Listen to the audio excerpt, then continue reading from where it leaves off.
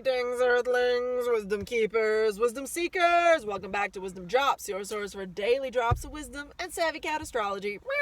My name is Tonya, and today we're discussing you, Geminis, and the new moon that just happened on the 20th of July, 2020. What you can expect for the next month. By the end of this video, you're going to have all the details and really know like what to expect and how to work with this energy to the best of your abilities. Before I get into all the juicy details, which include a Saturn opposition to this new moon, a hell of a lot of hard work, and yeah, it might not be fun for y'all Geminis, but at the end of the day, it's going to help us in some way, shape, or form accomplish what it is that we want to build over every, day of our lives moving forward. Because Saturn, the god of fate and time and karma, is opposing this new moon. So it is definitely karmic and real deal adult pants energy. I know. Before I get into all the juicy details on that, Gemini, quick announcements for you that I'm excited to introduce. I have an astrology course that is starting in 2 weeks' time. So if you want to get in that, the deadline is right around the corner. Reach out, WizdomDropz@gmail.com. If you're the kind of person who wants quickly paced, informative, interactive, engaging, fun content that really is just going to be an intensive training program, an immersion for a 3-month period. We're meeting once a week on the Zoom room. Then join, because it's for you. I'm not here to do like Charlie Brown style education.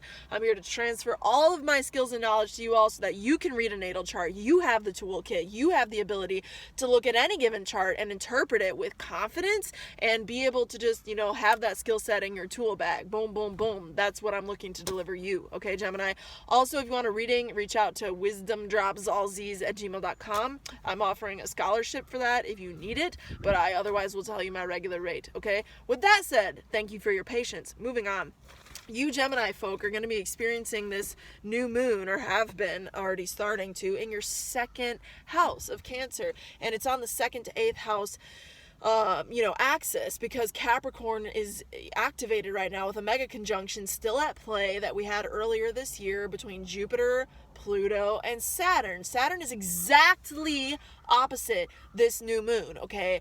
And that's intense AF, Gemini, because especially being in your 8th house, this has to deal with themes of psychological transformation that you need to undergo or that you haven't been dealing with. But now it's like, hey, guess what, Gemini? You need to deal with it. There ain't no shadow of a doubt, no question marks, period, point blank. Deal with it, or debt, because the 2nd house is activated. So that's your stuff, your possessions, and 8th house is what you've borrowed from other people. So you Geminis are figuring out something to do with your account balance, like your possessions, your capital, your belongings, and where you've borrowed resources and funding. Also, if you're contributing to some type of partnership where you're investing in that or receiving investment in that larger equation, Gemini, that's activated for you under this new moon. That could be happening. Be aware if those opportunities are presenting themselves, if those things are coming up for you.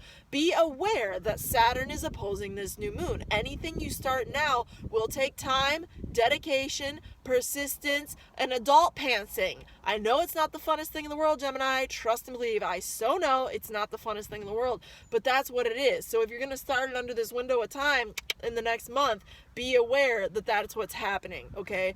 That's what I want to impart to you. And also, know that there's long-term rewards to be had, ultimately. Whenever you have strong Saturn energy, it requires a lot. Yeah, it gives you delay, generally speaking. Yeah, it requires you to be more adult and put on your stern, stoic face. But it's also, low-key results that are going to yield over time, okay? They grow over time. They take time to happen. Moving on.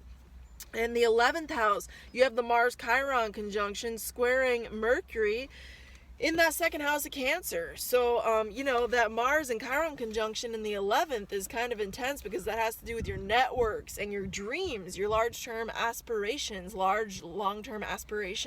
and goals for yourselves, and also the larger groups of people and networks that you're a part of, your allies at a more distant level, those people who you're connected with on the interwebs, you're connected with through being affiliated to a larger group that you're all a part of, okay? That's the 11th house. Now, Mars is there in good dignity, mind you, in the sign of Aries, activating that, hey, we got the energy to network. You're going to be out there networking like absolutely crazy sauce if you're not already over the next month. Very Gemini, very your thing. So I'm totally not worried about you, and yay, congratulations.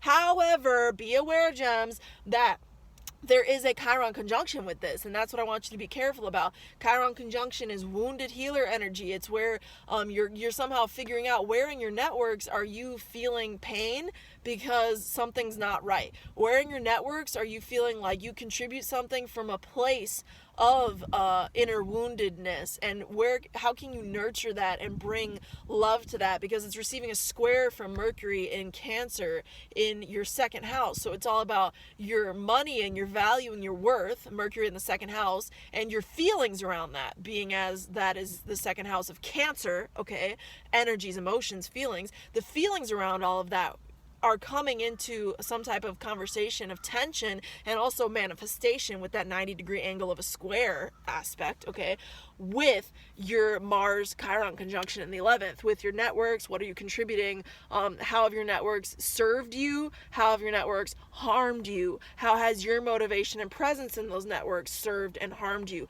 Those are the themes you're going to be asked to analyze, Geminis. Anything especially engaging with Mercury, aka what I just talked about, Mercury in the second squaring Mars and Chiron in the 11th, is going to have a significant impact on you, because it's your ruling planet. So moving forward, last but not least, we also have a first house square between Venus and Neptune in your 10th. So this is where, where have you been disillusioning yourself? Where have you been lying to yourself or telling yourself a story that you knew wasn't true?